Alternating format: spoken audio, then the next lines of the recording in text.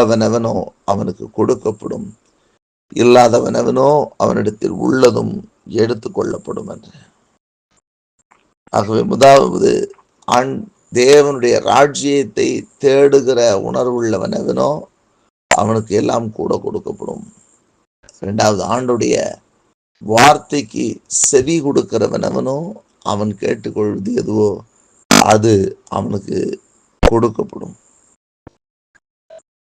ஆகவே நாம் எப்பொழுதும் ஆண்டவரை தேடுகிறவர்களாக, தேவ ராஜ்யத்தை தேடுகிறவர்களாக, எப்பொழுதும் ஆண்டுடைய வசனத்துக்கு செவி கொடுக்கிறவர்களாக இருக்கும் பொழுது அது கொடுக்கப்படும். அதே போல மூன்றாவது, கொடுங்கள் அப்பொழுது உங்களுக்கு கொடுக்கப்படும் என்று சொன்னார். மற்றவர்களுக்கு கொடுக்கிற உள்ளம் கொண்டவன் எவனோ அவனுக்கு கொடுக்கப்படும்.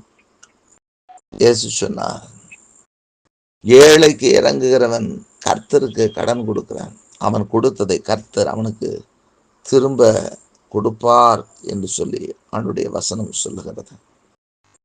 நாம் ஏழைகளுக்கு, கஷ்டப்படுகிறவர்களுக்கு, நெருக்கப்படுகிறவர்களுக்கு யார் கொடுக்கிறார்களோ அவர்களுக்கு நிச்சயமாய் கர்த்தர் திரும்பி கொடுப்பார். நான் அநேகருடைய வாழ்க்கையில, நம்முடைய ஊழியத்தின் பாதையிலே நான் பார்க்கிற ஒன்று, இந்த நெருக்கப்படுறவங்க, கஷ்டப்படுறவங்களுக்கு பார்த்து இறங்கி கொடுக்குறவங்கள கர்த்தர் ஒரு நாளும் கைவிடுறதே கிடையாது. சிலர் தங்களுக்கென்றே வாழ்வார்கள், தங்களுக்கென்றே எல்லாத்தையும் செய்வாங்க. அப்படி இல்லை. நீங்கள் அதனால தான் பழைய ஏற்பாட்டிலேருந்தே நீங்கள் பார்த்தீங்கன்னா அதில் சொல்லியிருப்பார், ஒரு பண்டிகையில் கொண்டாடினாலும் சரி, எதை செய்தாலும் சரி, ஆண்டவர் சொல்லுவார். தசம பாகங்களுக்கே ஆண்டவர் சொல்லுவார், தசம பாகத்தில் ஒரு பகுதியை இதுக்கு கொடுத்துட்டு உன்கிட்ட 3 வருஷத்துக்கு ஒரு தடவை அதை சேர்த்து என்ன பண்ணணும்னு சொல்லும்போது, உங்ககிட்ட இருக்க ஒரு திக்கற்ற பிள்ளைகள், கைவிடப்பட்டவங்க, பரதேசிகள், லேவியர்கள், இப்படி சொல்லி ஒரு பெரிய பட்டியலே போட்டிருப்பார். அந்த கொடுக்கக்கூடிய ஒரு மனம், விதவைகளுக்கு, திக்கற்ற பிள்ளைகளுக்கு நாம் நிறைய செய்கிறவர்களாக காணப்படும் போது கர்த்தர் தம்முடைய கணக்கில் அதை வைத்திருப்பார். அது திரும்பி கொடுக்கிற தேவன், அது கூட கொடுக்கிற தேவன். அப்போ கொடுக்கிற மனம் உள்ளவன் எவனோ, அதான் சொன்னார், கொடுங்கள் அப்பொழுது அவர் அமுக்கி குலுங்கி சரிந்து விழும்படி உங்கள் மடியிலே போடப்படும் என்று சொன்னார். அப்படிப்பட்ட மனம் உள்ளவர்களுக்கு ஆண்டவர் கொடுக்கிறவராக இருக்கிறார். ஆகவே ஆண்டவருடைய வார்த்தை இன்றைக்கு சொல்லுகிறபடி, உள்ளவன் எவனோ அவனுக்கு கொடுக்கப்படும்,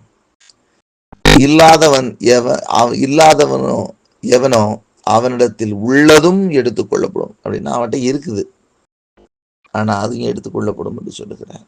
இன்றைக்கு நம்முடைய வாழ்க்கையில நாம் உள்ளவர்களாக நாம் இருப்போம், உள்ளவர்களாக இருப்போம். இங்க இல்லாதவனோ எவனோ அவனிடத்தில் உள்ளதும் அப்படின்னா, இல்லாதவன்கிட்ட இருக்கு அப்படின்றாரு. அப்ப இல்லாதவன எது இல்லாதவன்? இந்த சொன்ன காரியங்களுக்கான மனம் இல்லாதவன், தேவ ராஜ்யத்தை தேடுகிற மனம் இல்லாதவன், தேவனுடைய வசனத்தை கேட்க மனம் இல்லாதவன், மற்றவர்களுக்கு, திக்கற்ற பிள்ளைகளுக்கு, ஏழைகளுக்கு, லேவியனுக்கு, உதவிகளுக்கு, கைவிடப்பட்ட பிள்ளைகளுக்கு அல்லது தரித்திரத்தில் கஷ்டத்தில் இருக்கிற பிள்ளைகளுக்கு கொடுக்க மனம் இல்லாதவன் அவனோ அவனிடத்தில் இருக்கிறதையும் எடுத்துக்கொள்வார் என்று சொல்லி. ஆகவே நாம் உள்ளவர்களாக, மனம் உள்ளவர்களாக நாம் காணப்படுவோம். தேவராஜ்யத்தை தேடுகிற மனம் உள்ளவர்களாக காணப்படுவோம். நாம் தேவனுடைய வார்த்தைக்கு செவி கொடுக்கிறவர்களாக காணப்படுவோம். நாம் திக்கற்ற பிள்ளைகளுக்கும் ஏழைகளுக்கும் இறங்கி கொடுக்கக்கூடிய உள்ளம் கொண்டவர்களாக காணப்படுவோம். அப்பொழுது நமக்கு கூட கொடுக்கிற தேவன் நமக்கு கூட கொடுத்து ஆசீர்வதிப்பார்.